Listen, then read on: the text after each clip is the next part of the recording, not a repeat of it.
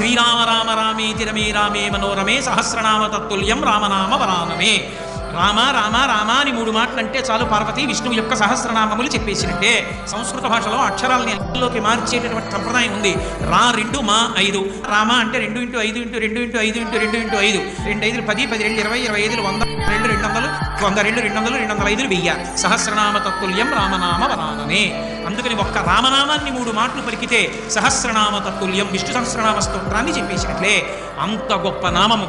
ఆ నామాన్ని ఎలా పలకచ్చు అని అడిగారు. బిడ్డ పేరు పెట్టి పిలిచిననైనా, ఏదో ఎకసక్కంబునకైన పద్య గద్య గీత భావార్థములనైనా కమలనయ్యను పిలువ కలుషహరము. రామనామాన్ని మీరు ఏదో పిల్లాడికి పేరుగా పెట్టుకుని ఒరే రామ ఇలారా రామ ఇలారా అని పిలిచినా సరే, బిడ్డ పేరు పెట్టి పిలిచిననై మధ్యలో ఏదో ఆటలాడుకుంటూ రాముడు లక్ష్మణుడు అని పేరు పెట్టుకుని రామ అని పిలిచినా సరే, లేదు పద్య గద్య గీత భావార్థములనైనా ఎప్పుడైనా సరే పద్యంలోనో గద్యంలోనో గీతలో